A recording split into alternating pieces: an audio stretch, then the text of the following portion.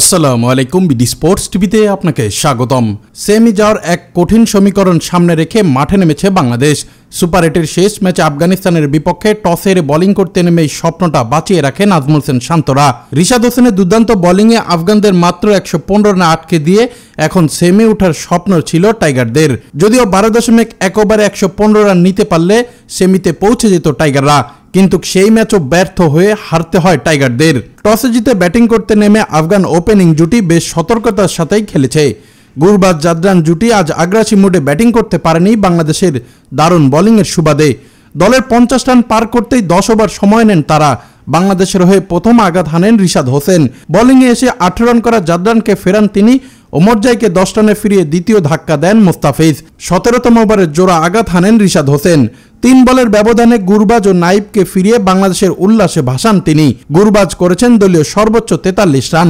শেষ 2 ওভারে রশিদ খানের 3 ছক্কায় সাজানো 19 রানের ক্যামিওতে 115 রানের স্কোর দাঁড় করায় আফগানরা।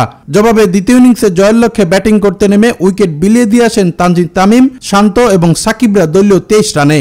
বিপাকে পড়ে যায় বাংলাদেশের ব্যাটিং লাইন আপ। পরে 24 রানের জুটি গড়ে দলীয় 48 রানে ফেরেন সৌম্য সরকার, আর 14 রান করে প্যাভিলিয়নের পথ ধরেন তাওহিদ হৃদয়। তাতেই সেমিফাইনাল খেলার স্বপ্ন ভঙ্গ হয়ে যায় বাংলাদেশের। অন্য পাশে জয়ের জন্য একাই লোড ছিলেন লিটন দাস।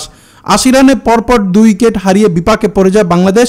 এদিন ব্যর্থ ছিলেন রিয়াদ ও রিশাদ। শেষ পর্যন্ত 49 বলে 54 রান করেছে লিটন দাস। এছাড়া আফগানিস্তানের বিপক্ষে 8 রানের ব্যবধানে হেরে সেমিফাইনালে পৌঁছে গেল আফগান বাহিনী। তাতে এই ম্যাচ শেষে কথা বলেন নাজমুল হোসেন শান্ত। তিনি বলেন, আসলে আমাদের ব্যাটাররা ভালো ছিল না, এত অল্প রান আমরা চেস করতে পারিনি, এটা আমাদের ব্যাটারদের দায় নিতে হবে, এমন কথাই জানাচ্ছিলেন নাজমুল হোসেন শান্ত। এদিকে অস্ট্রেলিয়াকে বাদ দিয়ে ভারত এবং আফগানিস্তান উঠে গেল সেমিফাইনালের পর্বে। দর্শক, এই ছিল খেলাধুলার আপডেট। পরবর্তী আপডেট সবার আগে পেতে চ্যানেলটি সাবস্ক্রাইব করে সঙ্গেই থাকুন।